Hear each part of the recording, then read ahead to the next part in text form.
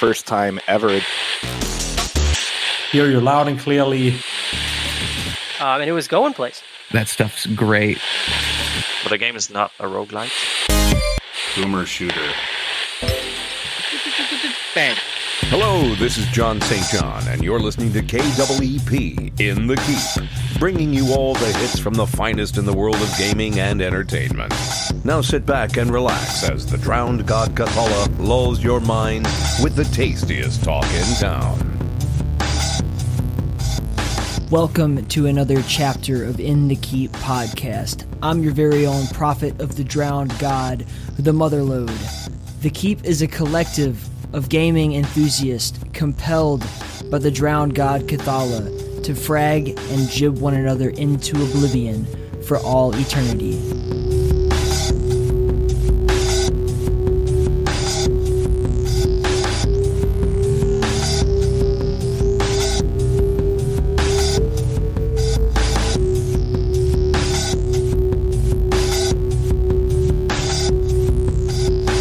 Alright, I know I talked your ear off last week, so we're not going to do that so much this week. Let's just get through this intro and get right onto the show. Jacob and Roger of ZenSports. Jacob is the GM of eSports, and Roger has just recently been brought on as a media marketing consultant for their eSports department, and it's going to be a really fun ride. Let's just let this one speak for itself, not do a whole lot of advertisement. Music this week is from the great and powerful and amazing Immorpher. I'm always intrigued with how dark and fucked up his music can be. But I figured since we're talking about Quake, we should have some Quake style music. So here we go. Without any further ado, let's get in the Keep with Jacob and Roger of ZenSports.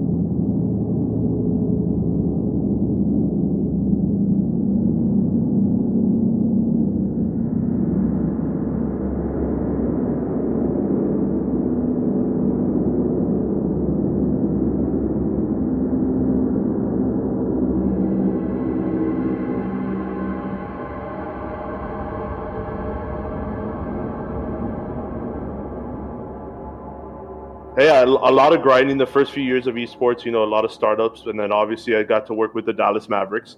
And a lot of what I did in the beginning stages of my career inside of esports specifically, led me to have some type of a voice inside of the industry. And based off my personality as well, as very vocal on social media and so forth.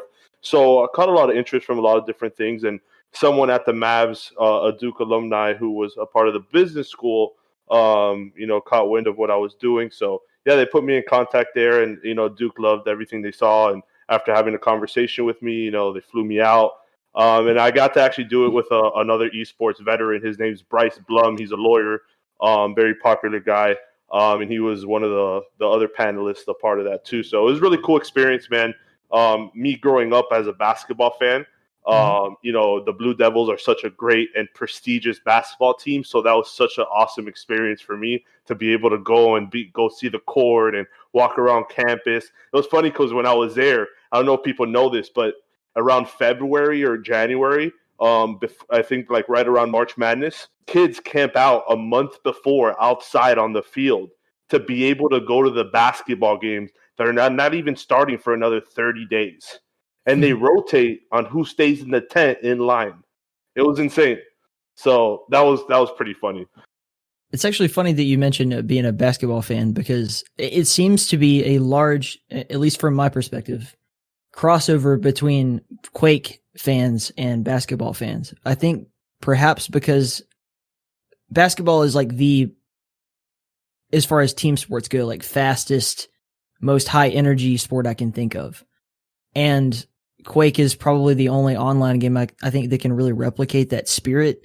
Like our good friend Sygib, who will probably be helping us out with the charity tournament, is also like a just casual basketball guy, and like a Violent Heart, who is a member of our staff here at the Keep, big time fan of basketball, and he was a Quake 4 legend, essentially, as a Mega Blazer was his name at the time. And I could probably go into like several more people, but like, do you feel that as well, or am I just blowing smoke?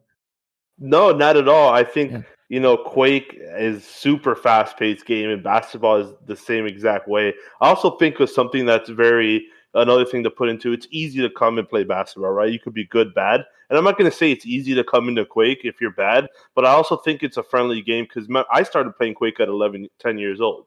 So, at that age, if I'm able to grab that concept, I think someone at 20, 25 is able to get on Quake just like a pickup basketball game. So, no, you're absolutely correct for sure.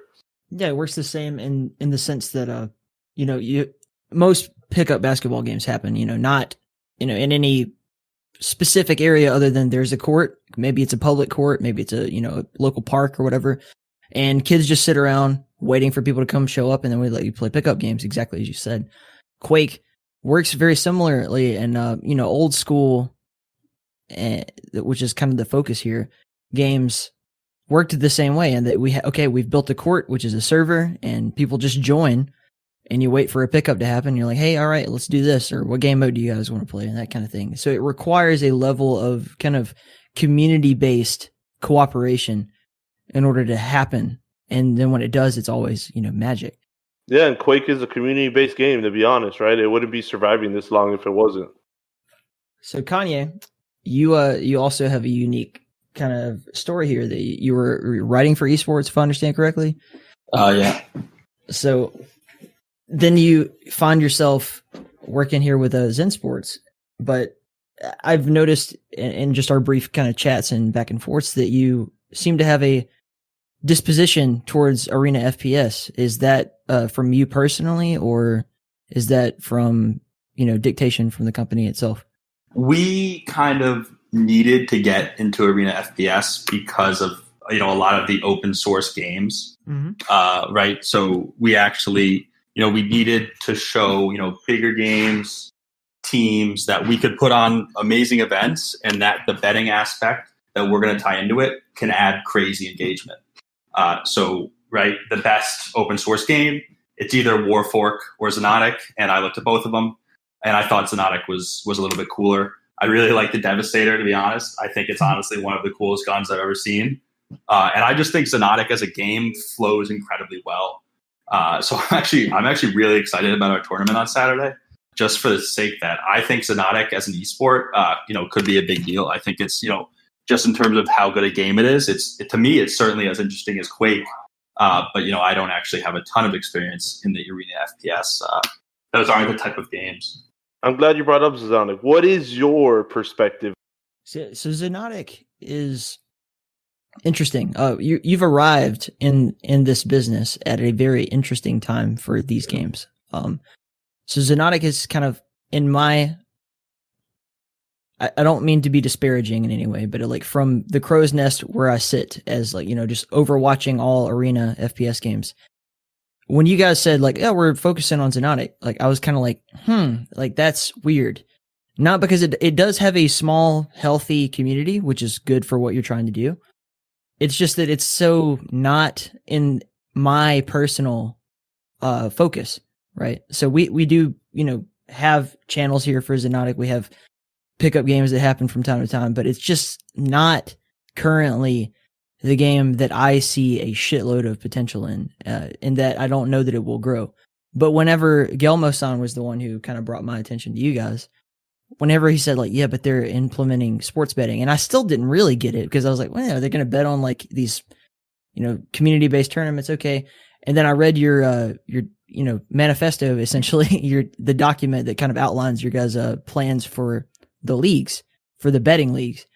And then I realized okay, so this is going to be so cool and grassroots because you're building a reason for people to take these games seriously. So with that said, from my perspective, I've long since been, kind of investing my time and our time here at the Keep in Warfork, because to me, I don't, you can rebut after I say my piece, but to me, I think Warfork is the most exciting of the arena shooters currently on the market, and that the movement is, there's never been a faster paced game. So Warsaw has long since kind of dominated that. It's been called the fastest game in the world and all that kind of thing. But Warfork bringing that to, still open to anyone to play and tool around with, in that it is the QFusion engine. It has never been presented to a large enough audience before, in my opinion. Now that it's on Steam, that changes the paradigm. And with a little bit of elbow grease, I think it can really be special. So I'm looking up this Warfork stuff right now. Never heard of this, but I see it's rated 9 out of 10 on Steam.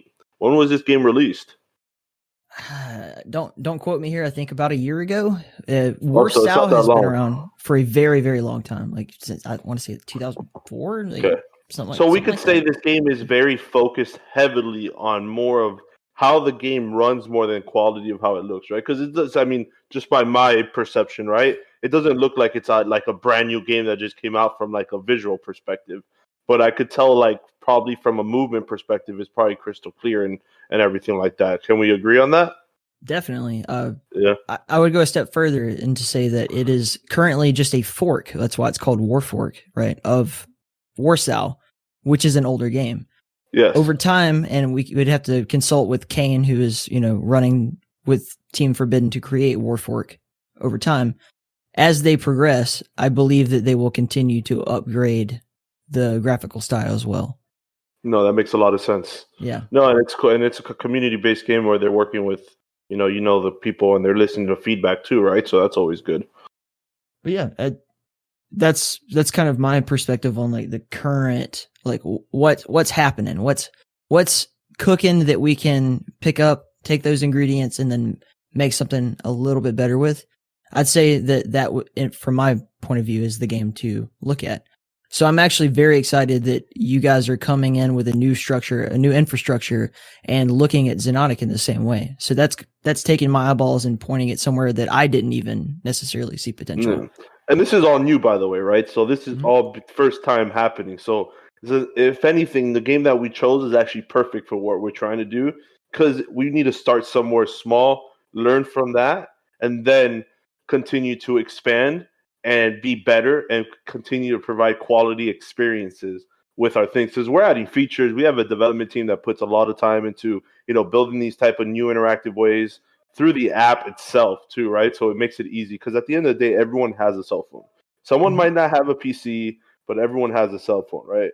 And the whole point of that is that mobile esports, by the way, which we should talk about on this podcast, is a whole nother world, and it's blowing up because of that reason, is that everyone has a cell phone.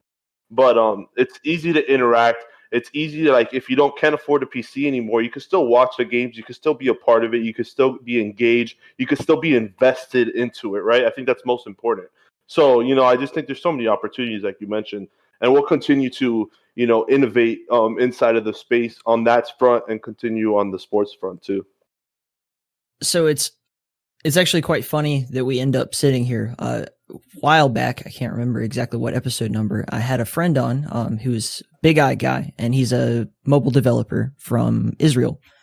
And he spent a long time working on, you remember Slot Mania, the mobile game where it's like it simulates slot machines?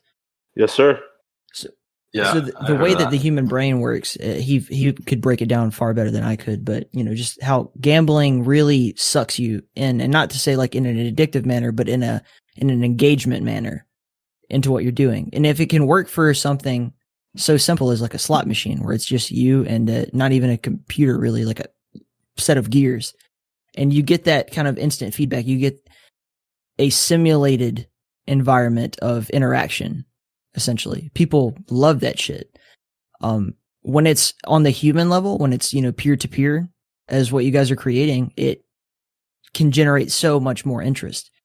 And to watch, a community grow as a result of that is going to be very, very interesting. Like, I think this is probably the most exciting thing that's come across my desk, other than maybe, when I found out that the 3D Realms is bringing in like Quake mappers to work in Trench Broom that will translate to an Unreal Engine single player game. Like, these are on the same level of excitement for me. That's awesome.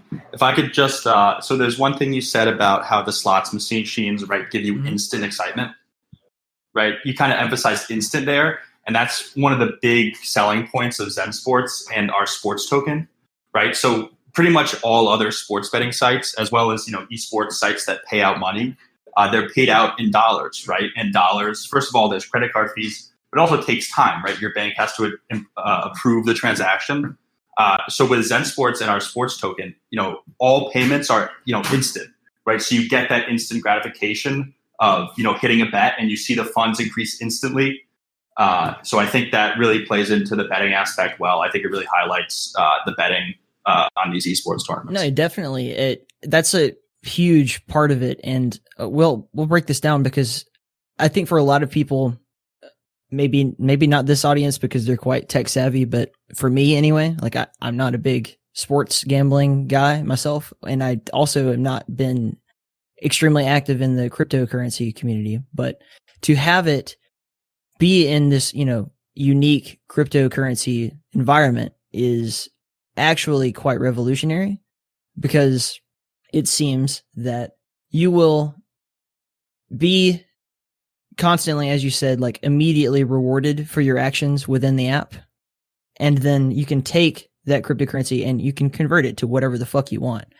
That was one of my first questions when Gelma brought this across my desk, is like, so can you like take that to a normal crypto wallet and convert it into other currencies? Like, yes, it's already been approved. Like, that's a huge step for you guys, and congratulations on it. Thank you. Yeah, no, 100%, man. I think it's super interesting because we even have the exchange to buy, sell it directly on the app.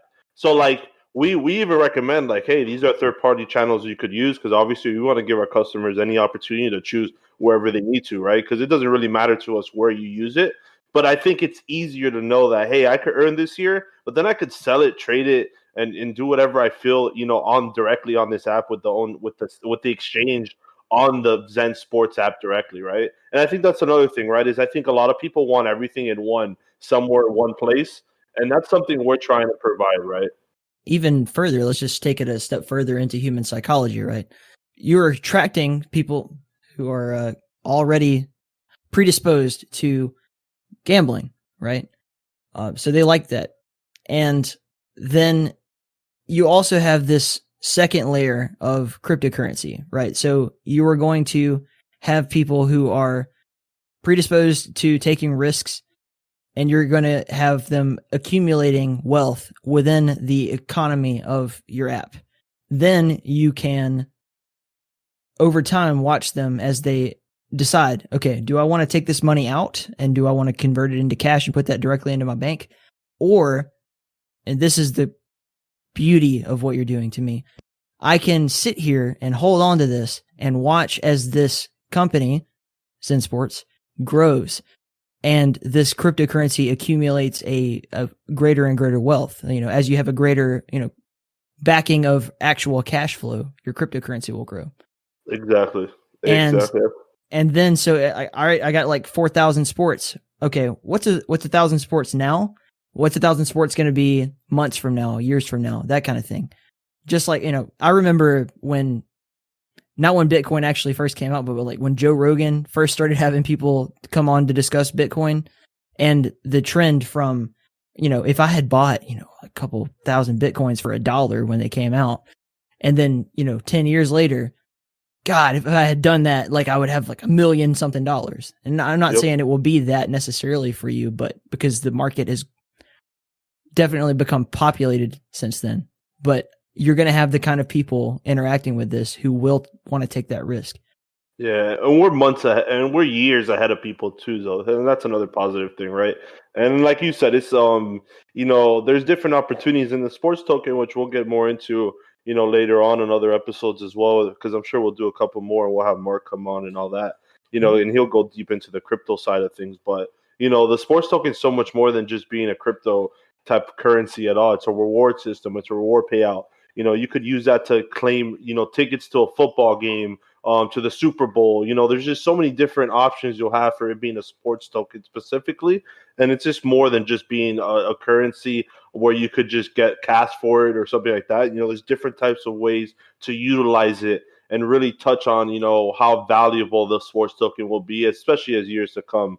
And if you're a sports fan specifically as well. So just to say something about that, the sports token is not a security token, right? So the sports token will never change it's not supposed to go up or down, right? So it's a utility token in the sense that it's basically the same token as like a rewards token on an app, right? It's just registered on a crypto exchange, so it has real world value. But the value of a sports token should never change. It's not a security token, and it's not supposed to be, kind of wagered in that kind of sense. It's not, people are not investing in the coin. It is a utility token to be used to place bets on. So what you're saying is that it has a direct and intentional correlation to the currency that people use regardless, in their day to day. So if it's United States dollars, then it will not fluctuate in its value as compared to the United States dollar. I'm not entirely sure. I just know that it's an important distinction between a security token and a utility token. Actually changes the paradigm of the conversation. So regardless, either way, people will be inclined to hold on to it as the value of the adjacent currency that they want to convert it into shifts up or down. Exactly. Okay. Please definitely tell me if I'm wrong. I'm just trying to read what we're dealing with here. So that's actually, I don't know, maybe that makes it a faster turnaround. Maybe people will be quicker based on that information to exchange it back to the US dollar. So I think generally speaking, the sports token actually takes people away from transactions, just based on the rewards program that we have centered around it. Right. So the reason why 92% of bets placed in the ZenSports app are done using sports tokens are because it is so convenient, and you get a ton of cash back, as well as other rewards for not withdrawing super often. We have a huge referral bonus program, but really just the cash back. You get about 2% cash back on all exchanges. So considering that ZenSports kind of controls the sports token, it's really a good position to be in because we can give our customers a ton of rewards and keep them happy and keep them engaged with our product. As a potential customer speaking, right? When I hear the term cryptocurrency, my first reaction, and I'm sure a lot of people's is like, yeah, but what is that worth? So like, if I went a bunch of this, cryptocurrency, this non-tangible thing to me, I can't put my hands on it, and it's not in my bank account. I can't see a number, attached to it. The fact that you're doing that in the app, already is a huge step, but they're probably going to be like, why would I want this initially? Yeah, for sure. And to be completely honest, I'm not a huge crypto guy. I used to play around with Bitcoin and like Ethereum when I was really young in like high school, and it's actually funny. So my kind of biggest experience with Bitcoin and cryptocurrency was in my senior year economics class at high school, where we had a competition. It was like, okay, you all get $100,000 in fake money, and whoever has the most money at the end of this class, wins like $50. And the guy didn't realize that you could buy cryptocurrency on the app that he gave us. So I bought this thing called Ripple Coin that must have been up like 10,000%. And I didn't spend any real money to get into it for like in like reality, but I won the competition buying all cryptocurrency. Well, at the end of the day, we're three gamers trying to parse out the how does an economy work, essentially. So we're not going to solve all the world's problems in this conversation, but no, it is very interesting. It is quite a unique way to attract people. And so I am interested in that. But yeah, as I said, we're three gamers. Let's take it to the gaming side. So it is interesting again to me that you guys, ZenSports is already quite an established brand within sports gambling itself, but I can't understand, I'll never understand why this wasn't completely obvious since at least the 90s that eSports is the place to fucking be. Like, and especially in a pandemic time when people are, playing remotely and having remote tournaments, which are like what you're putting on with Xenonic. That's such a huge market that can be tapped.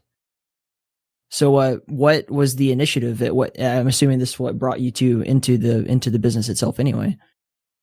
So actually, ZenSports started as a rec sports, app, right? It was made for people to find each other and to play pickup basketball games on, to play pickup pool games on, right? So they built these huge tournament hosting features, right? We can put up to 128 players in a tournament, and it works great. And we already had these fully built.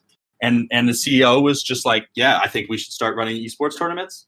And from there, we kind of just started working really hard. And we hosted one back in August. They got all the features up.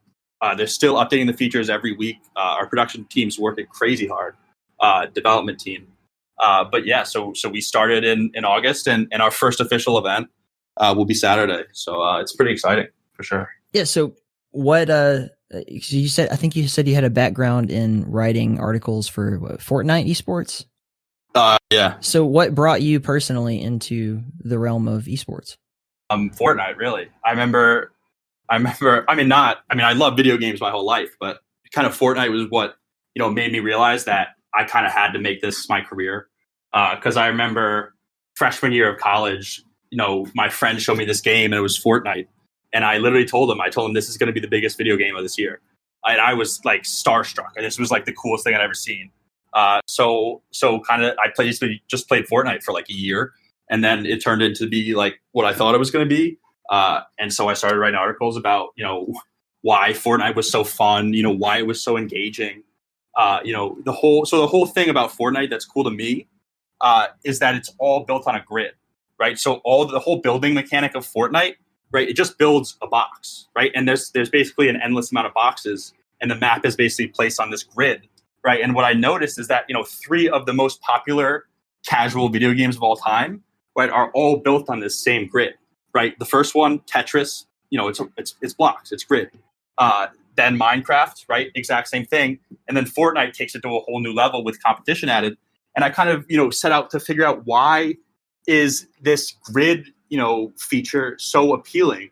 And kind of what I hypothesized it to be is that, just a simple grid is so intuitive, right? These games like Fortnite and Minecraft, they're so easy to pick up and just play, right? And that really ties into what you guys were talking about earlier with basketball, right? Basketball, you just go to the gym, you play, and, you guys love basketball. I actually am not a huge basketball fan, but that's okay. But I think it really ties into, why these casual video games are so intuitive.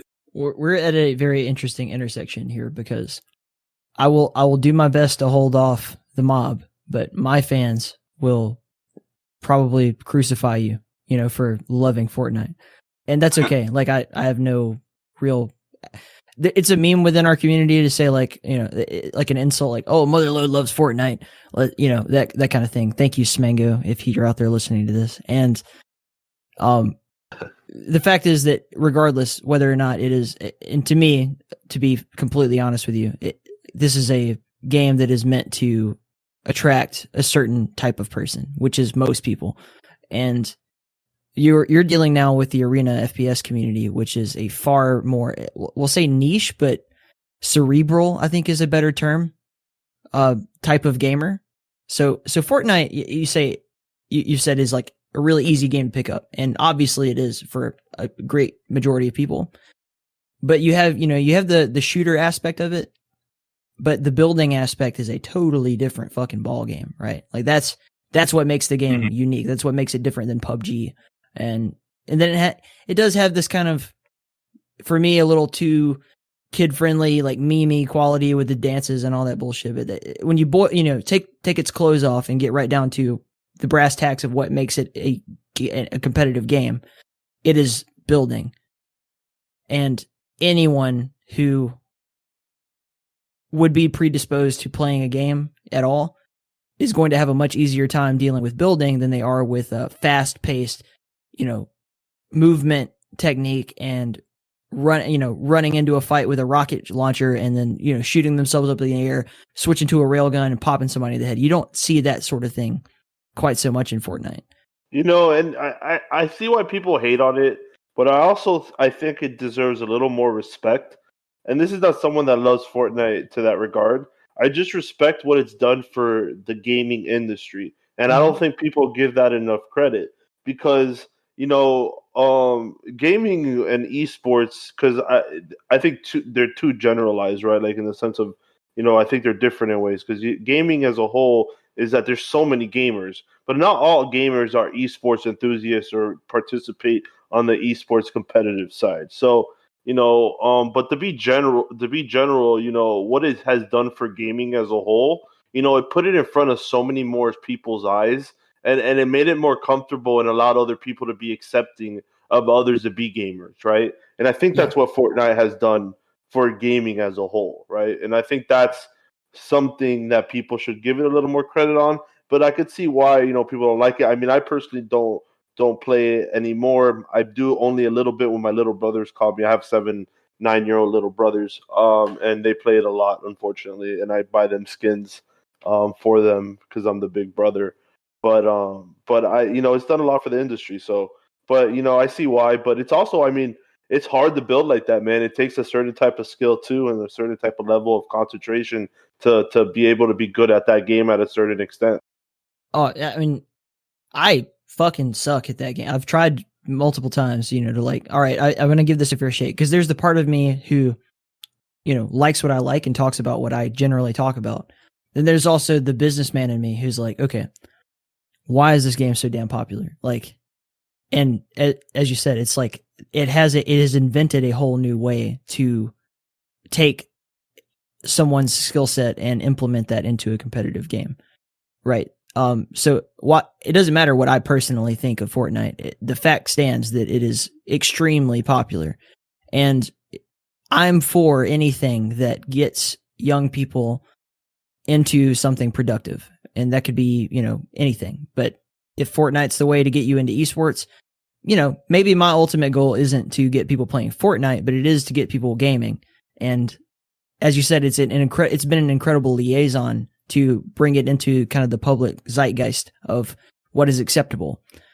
So to unpack what you said further, you said esports is overly generalized, and I 100% agree with you, because saying esports, right? Like I'm an esports guy is like saying, I like sports, or any, whatever it is, any particular broad brush topic.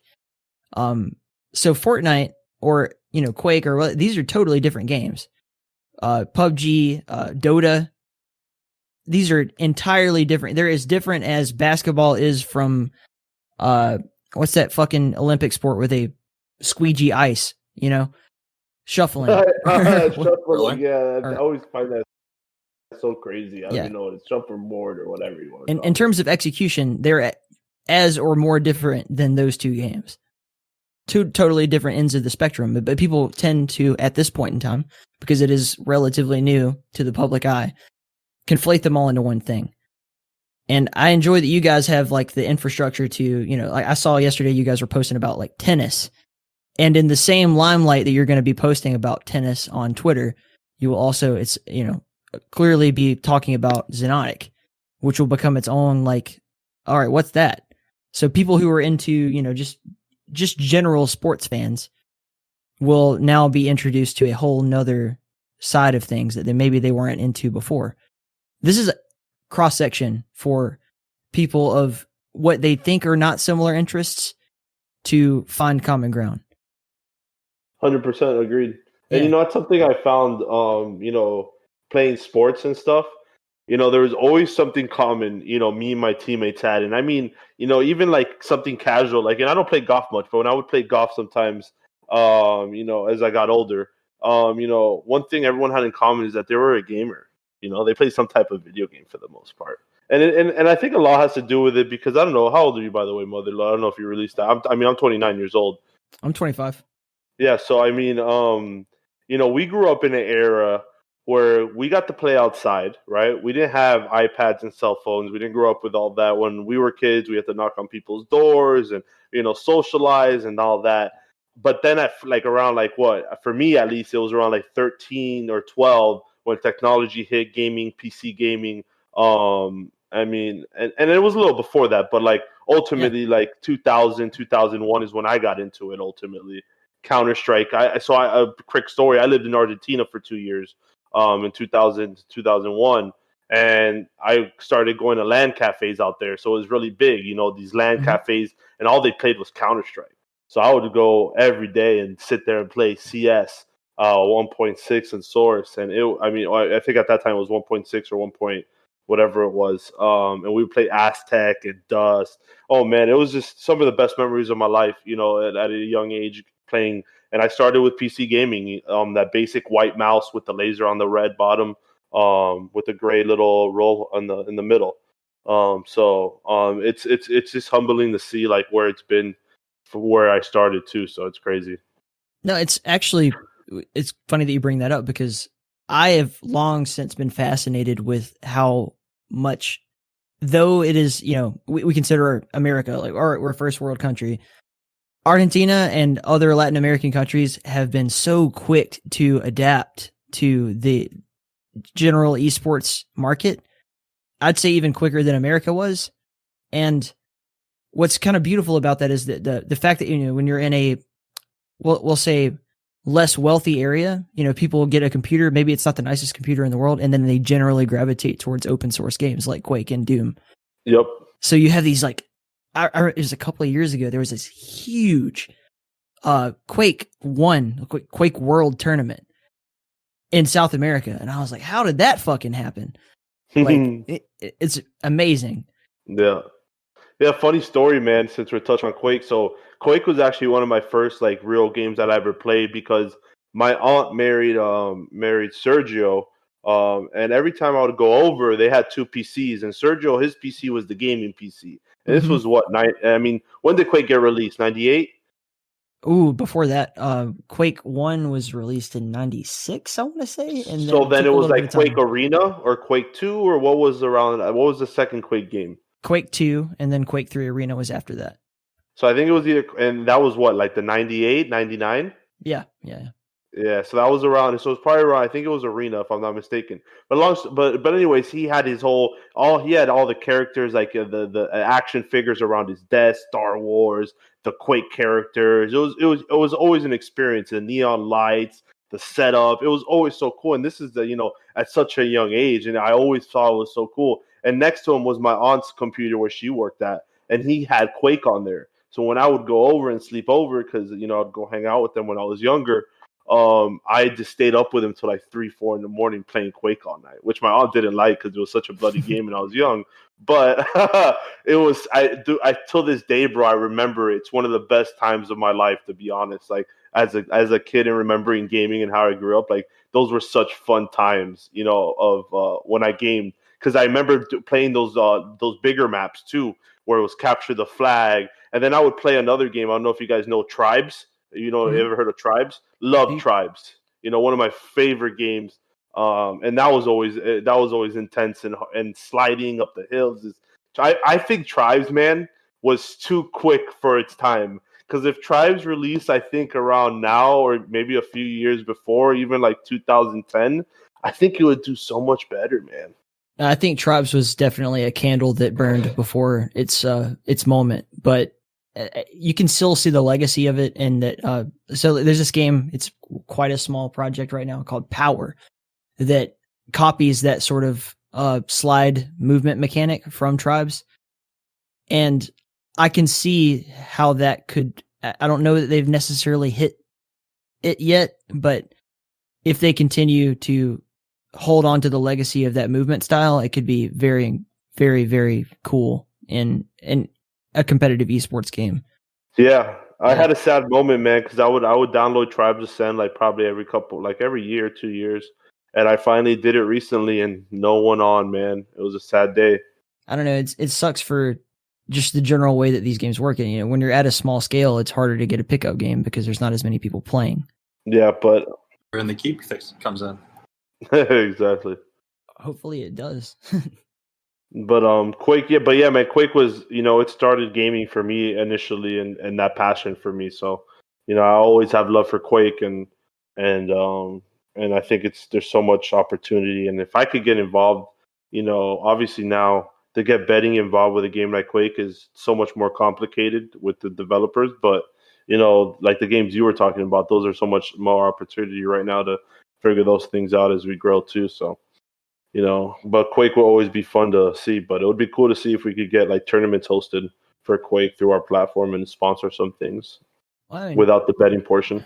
Feel free to reach out to, Sinker and the boys over at the, Bethesda's crew for Quake, but it is in such an interesting time. I think that Quake got like too big for its britches necessarily, because as you know, you've watched esports grow and evolve over a lot longer span of time than I have, Roger. So it seems to me that if there's a model that works for growing a competitive esport that has been established, and that you make a game and you expect to see a return on investment.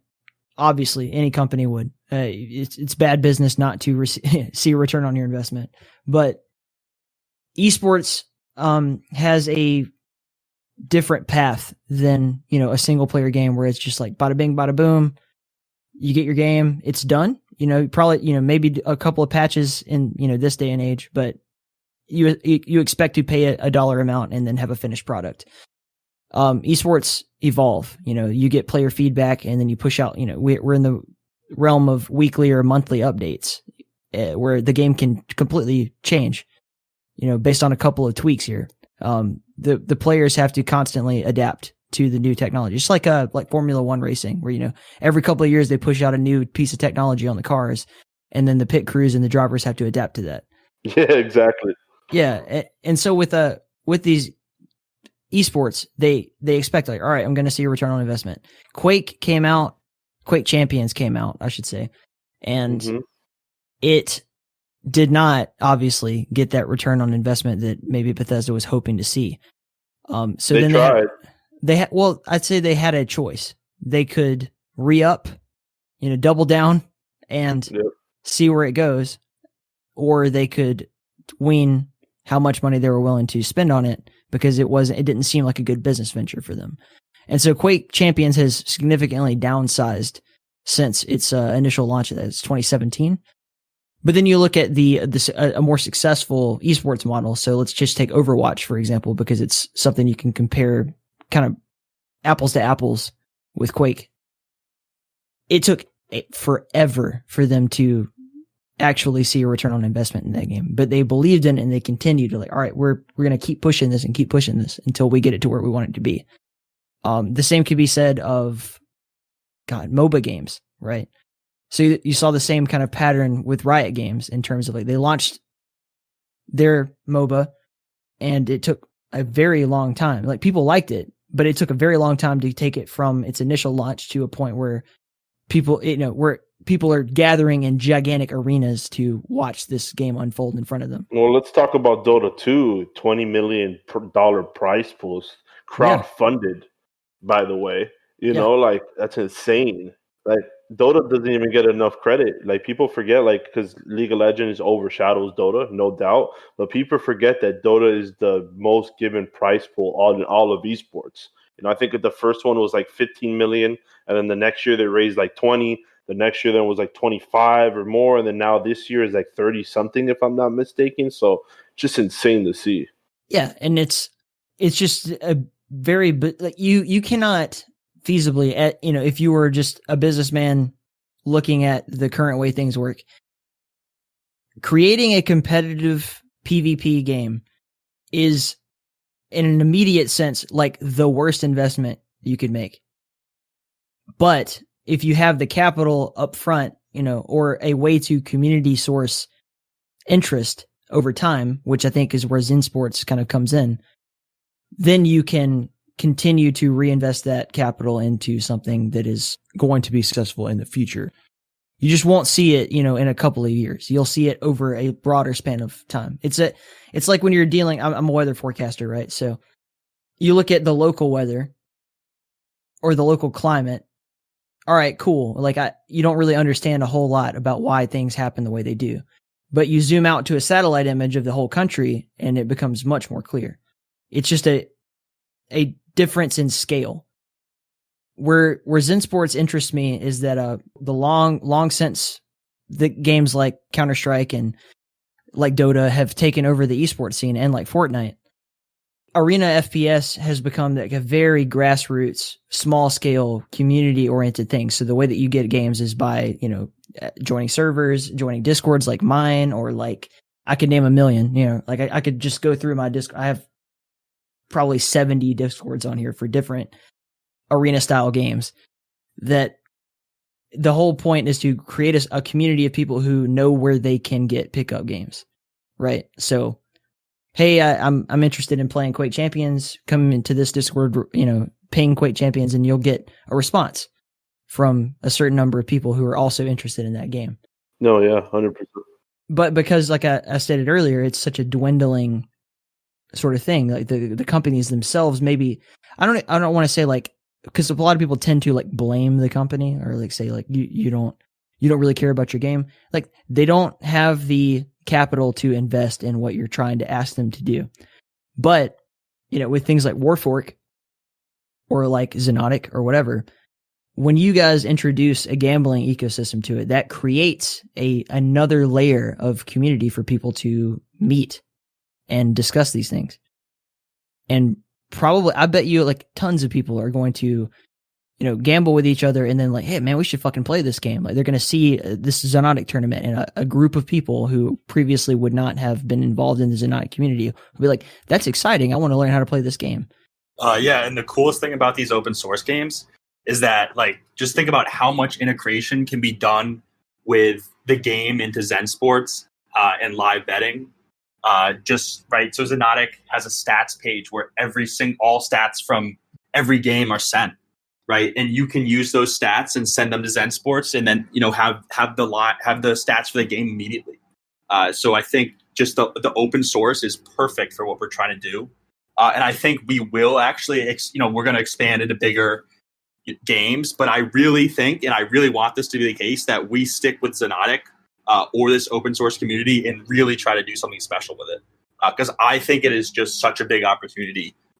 Yeah, the level of customization that you have at your disposal in these games is you're not going to find out elsewhere. In Xenotic, I think we discussed this briefly before, but you can, in most any retro game, you can just transpose a border, ZenSports or whatever sponsored tournament into the game itself. So when you're watching it, it'll be there. When you're doing business with somebody bigger than that, if you don't have the business relationship with them to negotiate that, then it probably won't happen. You're not going to have the ZenSports logo in something like, I don't know, Counter-Strike immediately. You can do that now with these open source games, and that is huge for branding. And it just brings you into the experience.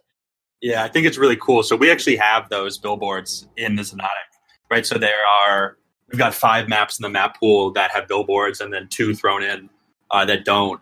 But I mean, it's actually so cool to see the ZenSports billboard and these guys, flying around shooting each other, and the ZenSports billboard is just there. Download on the iOS App Store or Google Play or ZenSports.com. Yeah. It just looks awesome. I think it's a beautiful meeting between where your company is at now and where the arena shooter community is at now. It's like perfect timing because they need you as much as you need them. So I saw Riot just added the MasterCard thing, but I had been wondering why games didn't do that for a while, right? I don't understand why Fortnite never made, even for a little bit of time, mini shields into Pepsis, right? It's just such a good opportunity for brands to get involved. And I think that is actually the biggest way that esports are going to become really profitable is by, really marketing these products in the game. I think that's really big. Just as you saw in real sports, people see a community of people that watch this, and then it becomes, it's like you have to go through that initial step of getting an audience. And then once you do, then it becomes very obvious in the American brain to advertise. Yes and no. I think for the bigger games too, they're scared because look at Fortnite, how they do it, right? They host watch parties now. They host these events inside the game. So technically they kind of do it, but it becomes a little too commercial when you start slapping logos in places where it doesn't fit. In certain places it makes sense, in some it doesn't. So I just think it's more situational, and as a whole. But yeah, I think also now it makes a lot more sense. But like in League of Legends, like it makes so much sense that the flags or that logo of that brand, right? Because it's already implemented in there and it looks a part of the content, right? So as long as games keep creating these maps where they could implement that stuff, like Apex, for example, it's a great game to put it. They literally got billboards everywhere in the game. So it's easy to slap whatever, logo or whatever branding, whatever video you want on there because it's going to look like it's a part of the map already because they made sure it did, right? Mm-hmm. So, Apex is actually a great example because their map is literally, it's like billboards everywhere. No, I think that's part of your expertise, and that's why you're hired to do the job that you are, because a lot of business folk, I'm not accusing anyone, but I'm just saying, like, have no soul and that they don't actually know what people want. They just want, and a lot of people don't know what they want either. So when they get these products that are pushed to them, like, look at YouTube, right? If I look up a Lamb of God music video, why are you showing me an ad about the new Toyota Corolla? Is that the appropriate thing to show me at that time? For you to say something as it seems very simple and obvious after you say it, but it's profound to say. It has to make sense. It has to feel welcome to the person watching. So for, if you're a basketball fan and you see someone wearing Nike basketball shoes, that belongs there. That's like you're selling me a product that I'm interested in buying because I'm a fan of this sport and I want to become good at it. And what will make you good at it? Acquiring the tools to be good at it. Esports has had a very similar and yet, I don't know, a strange kind of path in finding that window. What do you offer to people who are into esports? You offer them the tools for the trade, but most people are not very computer savvy. So is that, a Zoe FK2 mouse is, with a certain refresh rate? Is that a monitor with 144 hertz refresh rate? Is that a new graphics card? Is that a new processor? You have to find I don't want to say intelligence level, but the happy medium between how tech savvy your audience is and how much they want to invest in themselves to play that game or to be part of that community. Does that make sense? Or am I spouting bullshit here? No, it does for sure. Okay. And I think there's a lot that goes into that too. Let's kind of reverse it. Like, why don't you tell me where you started gaming? What was your experience to get you to be so passionate to grow this type of community? What was your start? So long story short, I was not like a huge gamer as a kid. I played a lot of, the typical stuff that kids that grew up in Alabama in the 2000s and, late 90s did. So I played, in 64, we had GoldenEye. I played a lot of Duke Nukem Time to Kill with my dad, just, on split screen kind of stuff. But I didn't see computers as a real way to entertain yourself. And I mean PCs until I was in high school. And we, I've heard this story a million times, but we realized that the network was maybe not as secure as our school thought it was. So we had a guy that just brought in a thumb drive and put Quake 3 on every computer in the classroom. And our teacher was quite absent, what was her name? Miss Ross, Southern lady. She had Microsoft Office down, but was she a sysadmin? Absolutely fucking not. And so then that class just became Quake 3 class. We'd go in there for business tech and we'd come out as, Quake 3 enthusiasts. And that's awesome. Yeah. And so over time, I didn't really take it super seriously at the time. I was like, oh, that was a really cool thing I did. When Quake Champions came out, that was 2017. I didn't even have a PC. But when I saw that game coming out, I almost as if an act by the divinity of, I'll say the drowned god Cthulhu because that's our deity here at the Keep. But a friend literally just showed up to my house and hey, I built you a computer because I know you were interested in this, and he had some fucking money, and I was like, dude, you're the illest. And so I was like, all right, what am I going to play? And the only PC game I need to find friends like yours. Yeah, well, shout out to Jared Millette. What a great guy. And so I was like, what game am I going to play on this thing? And the only PC game that I had any experience with was Quake 3. And so I was like, well, let's look up some Quake shit. And I started Googling Quake, and then Quake Champions was coming out simultaneously. And there was at that time like millions of dollars invested in the game. There were these amazing tournaments from QuakeCon that you could just go back and watch on YouTube. And I was like, I've got to play that game right fucking now. And that got me back into the arena shooter community. So as far as competitive gaming goes, that was my kind of window into this universe. I used to be a big time hockey player. And me and my dad used to play Halo before hockey games to get warmed up. It was awesome. And I always used to play split screen, like Halo 2. And I always used to make him go into rooms first and stuff. It was awesome. That is one of my best memories as a kid playing video games. But also, I used to play, this connects to hockey too, but, everyone on the hockey team played Xbox Live, right?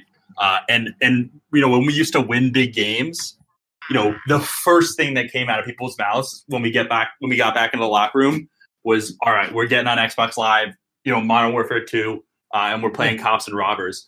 And I still think about certain moments playing Cops and Robbers where I was laughing and having the time of my life, like having so much fun. And I think that is like the most important, aspect of gaming, just the community element and how really easily it is to, it allows people to just come together and really be friends and just have fun. So I kind of think of games from that perspective a lot of the times. And just a great way to learn as well, right? Games teach you, competition like you learn in sports, but they also teach you the communication element that goes along with, interacting with people. And they teach you fun. So I think games are going to be an integral part of how people learn moving forward. And just in general, I'm just big on what games kind of represent. I remember in kindergarten, for some reason, they had this computer game that was like Simple Addition.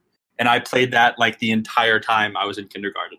And I could not figure out why nobody else wanted to play the game.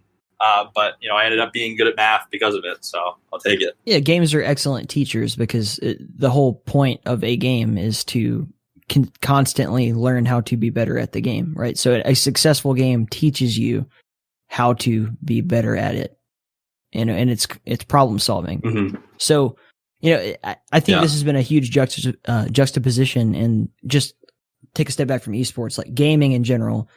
When people see like a violent game, like, Grand Theft Auto or Doom or something like that, they're like, oh, you're teaching kids to be violent. Like, that's not really what's going on. What's happening is that kid is executing the scientific method repeatedly every few seconds.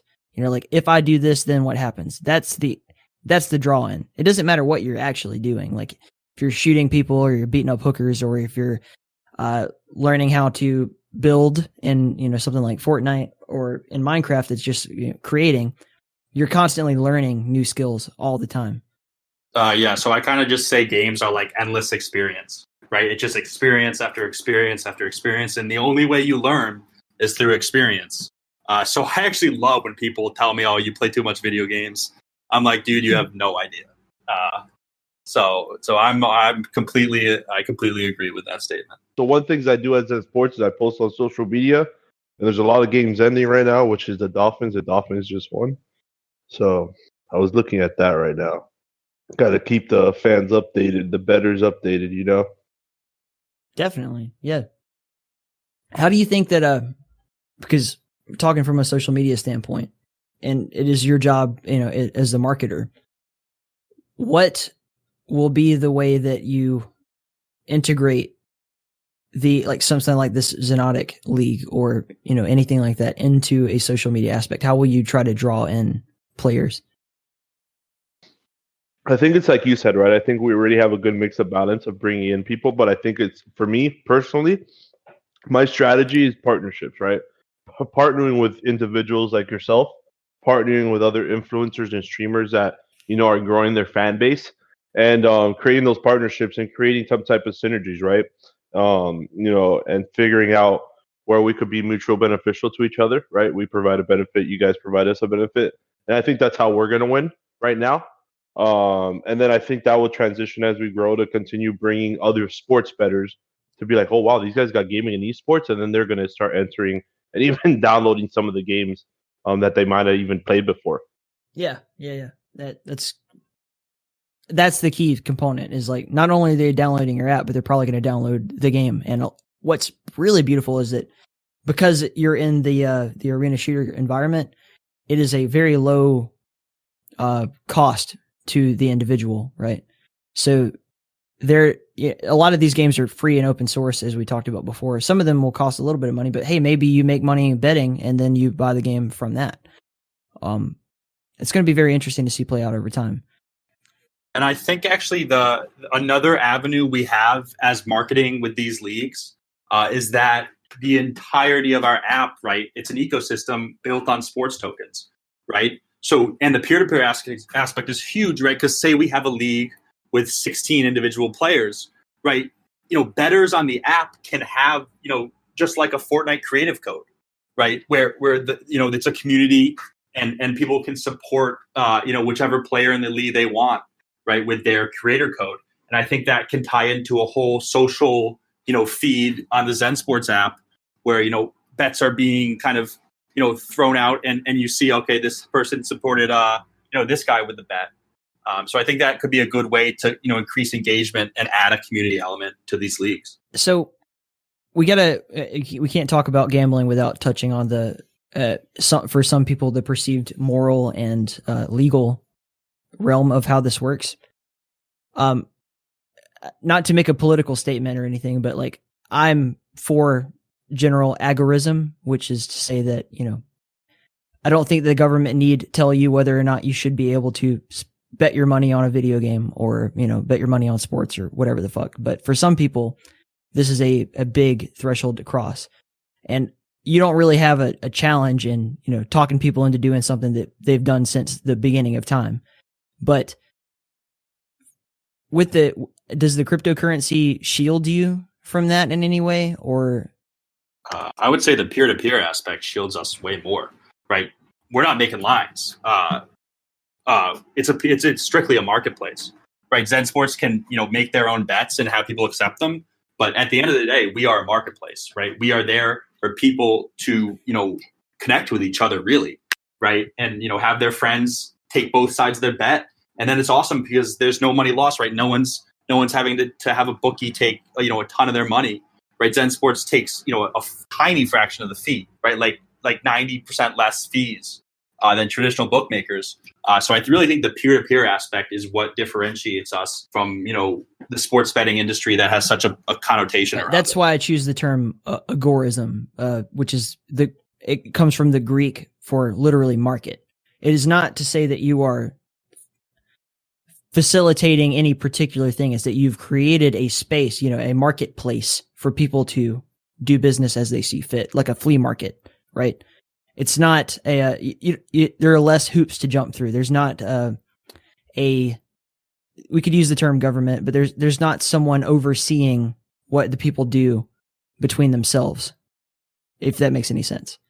Actually, one of another idea I have thought of for ZenSports is that, right, the peer-to-peer aspect can be used for things that are not even betting related at all. Yeah. Right. As a marketplace, right, as we expand and the sports token grows and more businesses implement it, and it's kind of, a cryptocurrency that's accepted in more places, the possibilities are really endless.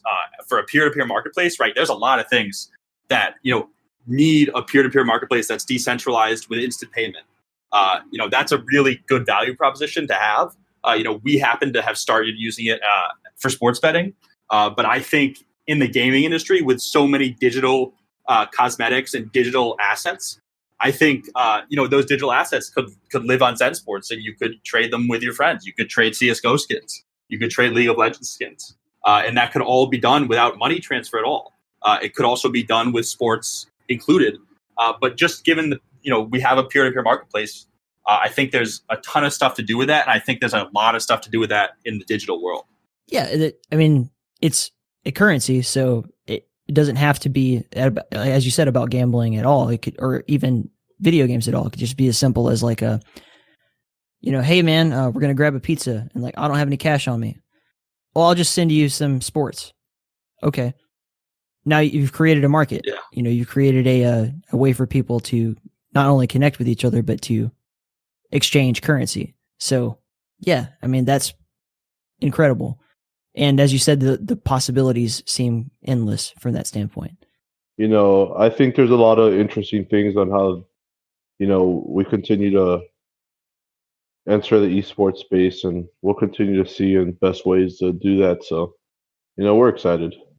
I'm excited for you guys. I'm excited to, be at the ground front of something like this, to like sit here with you guys and discuss this now is, just for other people, who are listening that might see this as an opportunity to get involved, right? Like, so you guys are doing business with the Zenotic League, and I'm thinking that it would be very advantageous, hopefully, people are listening to me, to get involved early.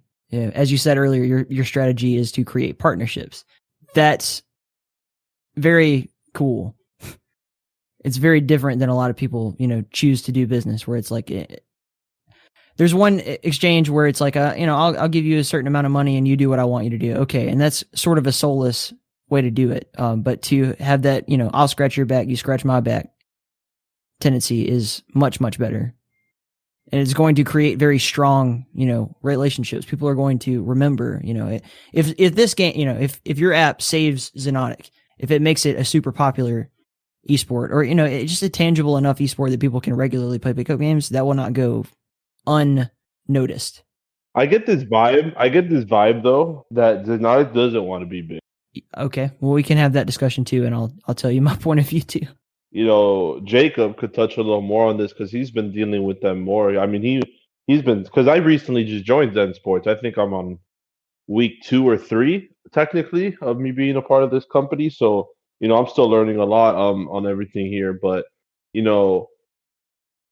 Jacob deals with these guys, and it seems they're very private and very exclusive on how they deal with their game. You are not wrong. And why is that? Yeah, it's really. Can you give us some perspective on that, I guess? Because you probably have more than both of us combined on why that is. Okay, I will preface my statements herefore by saying that I am not an expert, but I can tell you what I've observed.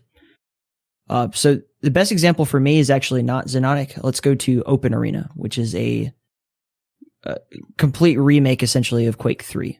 It's free and open source for anyone to use. To me, this is like the perfect playground where, like, all right, we don't have to do business with Bethesda to get this game.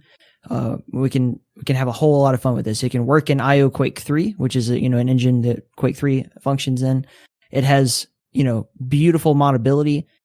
We have things like shout out to Rat Mod, like just community based influx into making this game better.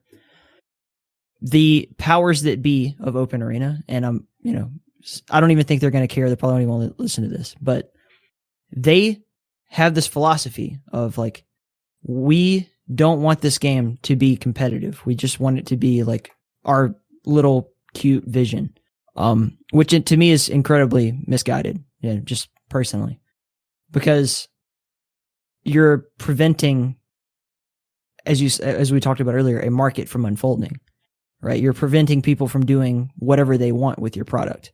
So, I mean, you go to the store and buy a Coca-Cola and, they intend for you to drink it, but like, what other use can you get out of it? Right?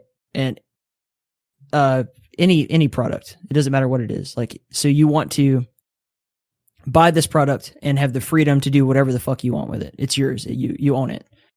In this case, you're not buying it, but you are obtaining something. So, with Zenotic, right? I do not know the Zenotic community herefore, but I think that, as you said, maybe they don't want to be big. It's because they have for so long been this closed off group, right? Or it's like, it's just us. And you have people that join and like, maybe they're an asshole. Maybe they don't, maybe they don't participate the way that they want them to. Maybe they don't see the same vision they do. And you get an echo chamber. We see that all the time. We cannot ignore that. That's very prevalent in all games. Like, oh, you're not one of our tribe, so you're not part of the deal. Maybe they don't have aspirations to make money in the game, but I think that what you'll notice is that there's the people who make the game, and then there's the people who play the game, and they have different goals. So the people organizing the league, and I don't know what that business transaction is between you guys, but the people organizing the league definitely want to see the game grow because they want to be able to play with other people and have more leagues and more tournaments. Then you have the other side. Does that make sense? Yep. Yeah, for sure. No, it's interesting. So, I mean, I could see why, and it makes a lot of sense from that perspective too.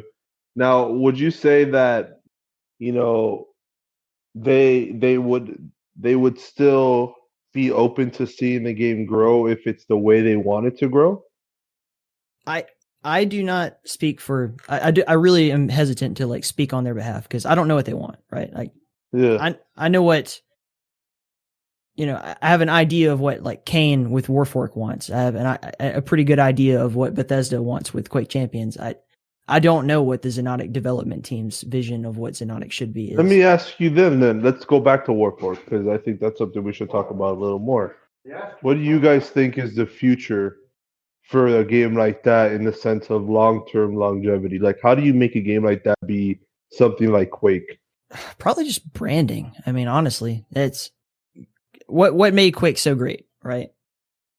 It is, to me, and I think most people who know anything about computer science would agree, like the Quake engine is incredible. Like, it was made in the 90s. Here we are, almost 25 years later.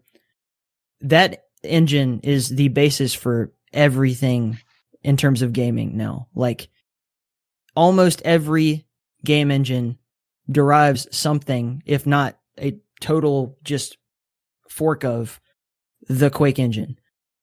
Qfusion, which like Warfork works on, is a combination of Quake 2 and 3 code and engine work, right? Call of Duty is derivative of this. Half-Life, the source engine, the gold source engine, is directly derivative of the Quake engine. So there's that aspect of it. Like, can you provide us with a game that is like really pristine? That's A. And then B, and I think more importantly, is branding.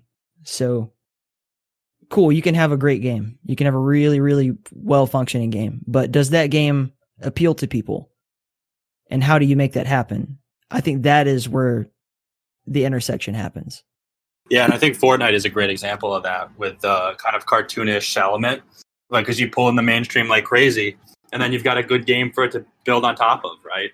And that branding is crazy with the emotes and the skins coming in all the time. And I think what really differentiated Fortnite was that every 2 weeks an update, right? Every 2 weeks they really changed the game a lot, right? Every 2 weeks they put in a new part of the map, they added a new gun, and for a while they were making huge changes every 2 weeks. Like when Fortnite was really hot, like July 2018 maybe it was, they were doing a ton of stuff every 2 weeks. And I remember I read some articles on like Kotaku about how hard Epic was working their developers. And it sounded like they were doing a lot of work, but I think it was worth it because, right, you're seeing all these games try to copy Fortnite, right? Apex Legends has had a bunch of maps. COD is doing a great job with Warzone on changing things up. And they're really just taking the Fortnite approach, right? Battle Royale. COD did a great job with the buybacks and everything. Because COD it's such a quick game to die, right? And it's so annoying. Yeah. You couldn't really have a Battle Royale in COD. And they did an amazing job with Warzone. Just the whole, right? They understood that, Call of Duty is not a game for a Battle Royale. Or not a typical Battle Royale. And I think, on top of all this, continuous updates and adding stuff and making, changing the rotation of guns, they have a really solid build on the game. Roger, you're a market guy, right? Have you seen the movie The Wolf of Wall Street? Of course, one of my favorite movies. So you remember the scene where he's sell me this pen, right? Yes, sir. It doesn't matter if it's the greatest fountain pen ever created. How are you going to sell it to me? How are you going to convince me of that? Even if it's not the greatest fountain pen, like what is my reason for buying this fountain pen? The confidence of the conversation, right? Yeah. And so like I think that is the issue with arena shooters currently, and it's something to overcome, is that people don't see their personal value in it yet, or at this time. right? Like you look at Quake, and you're a competitive guy. I also had the predisposition to be attracted to a game like that. Fortnite is not selling people being really good at a game, right? That's an aspect, and there's an esports community built around that. But what they're selling, what they're making their money off of is memes and dances and skins and branding and mainstream fun. Yeah, I think story is a part of that too. Okay, let's elaborate on that. I don't know the story. Oh, I mean, yeah. So, just kind of the every 2-week changes I was talking about, right? Fortnite, they kind of developed a story around their game, right? They have cutscenes at the start of every season. The live events were crazy, right? No game has ever really done that before. And I think, right, in itself, the Fortnite story may not have been the most engaging story, but just the fact that, you kind of felt like you were part of a bigger world, and that it wasn't just you were logging into a game, you were logging into a world, and you like this world, right? It's a cool world. Like, it's really interesting. It's an incredibly fun game to play. But on top of that, it's always changing, and you kind of feel like you're a part of something that I don't think that these arena games really give people that sense. I think that everything functions as the following. It is never about the product. It is about your personal relationship with that product, right? So this podcast is an excellent example. I'm not selling people your app. I'm not selling them anybody's game, right? I'm selling them a personal connection. I'm not even selling it. It's free. You download it. But the product that I'm providing is a personal connection with an audience. So for you as a developer, or for you as a representative of, company, insert company here, through this conversation, not only have we discussed a bunch of cool shit, but people have gotten to know you and me. They've gotten to know me too. So are they becoming Patreon supporters because I told them about a really rad game? I don't know if that's it. I think they've become supporters because they feel like this is worth their time. This is providing me with a sense of community. Like I'm part of the Keep now, or I'm part of the ZenSports community now, or I'm, learning something about myself as a result of being part of this. I think that's what is missing in a lot of these games.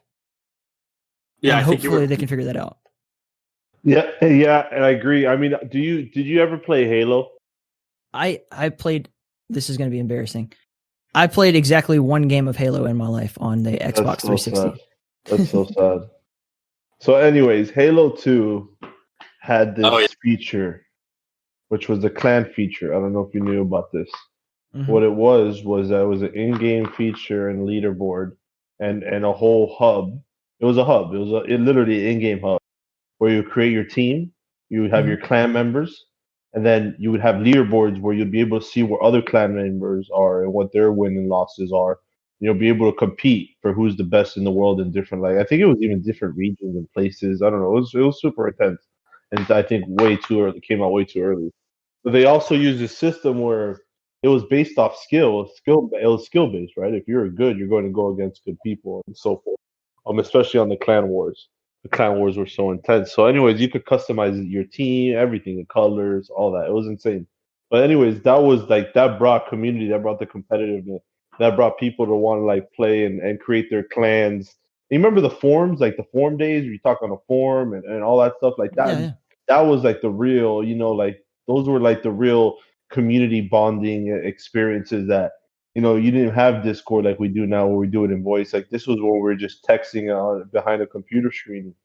And it was way more, what would you say, I guess, informative in some ways. So, yeah, I think the forums, I wish they were still around. Yeah, the way that the Keep essentially functions is that, as you said, it's seeing a value in something, I feel like I'm part of something that is going somewhere. If you join an esports game of any kind, and you don't see that it's going somewhere as a group, then you're less likely to invest your time in it. I have a note on my desk that a really awesome fan gave me at QuakeCon and this is when I was nothing. I had nothing. I was maybe 100 people ever listened to the podcast, right? And I'm not going to say who it is or anything. I don't know if they want me to say, but they said, never before have I felt so personal and responsible for a community, right? And I think that's really powerful. I think of it not like in a totally benevolent way, right? It's like joining a cult, where you walk into, if you walk into a new church or if you walk into a school or whatever, and you find your clique and you see that they are working towards a goal that you also align yourself with, then you're more likely to want to be a part of that. Yep, 100%, man. And I think, so the way I was able to grow the communities that I did, especially, specifically with the Dallas Mavericks, with Mavs Gaming, and the NBA 2K community specifically, is I was very personal. One, I had to build the brand around myself when we first started, so I had to be the influencer, the marketer, and the GM. But, I was responding to everybody. I was hosting actual meetups where we'd meet up and play pickup basketball games. I was, responding to every single DM, giving people advice, trying to provide some type of value, responding to every single tweet and message and everything they sent. So they felt, that, we were listening and they were important because they were, right? And, and it's super important to make people understand that, their input, their, contribution, their support is super valuable. And it is helping, and that's something that I definitely always have tried to do. And I'm going to try to, and that's something I'm going to implement here at ZenSports is, we are going to be a part of the community. We are going to chat. We are going to respond. We are going to have conversation. We're going to laugh. We're going to be serious. We're going to, have jokes, but, we're going to be personable. We're going to have a voice. We're going to have, some type of personality. Right. And I think that's super important. Yeah. People want personal connections like that. That's exactly correct. What you're saying is like, I was personal. I had a personal relationship with my clients essentially. Like my barber, right? I've had the same barber for years and I will not go get my hair cut by any other barber. And that's not because maybe he's the best barber in the world. Maybe he's not. Probably, somewhere in between. But I have a personal relationship with this guy. Like he has done me well. He's taken care of me for a long time. And every time I walk in there, I tip him way more than I have to. Why? Not because I think I'm getting the best haircut in the world, but because like I fucking love this guy and I want him to do well so that I can look good. It's all empathy. Yeah. Right. Yeah. Developing a real relationship and then trusting someone. Right. Yeah. So as Roger was talking about here at ZenSports, we're trying to be, personal.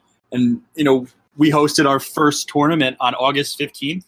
And I'm still talking to a couple of the players who played in that because, we're kind of friends now. They're the exact, they're my age.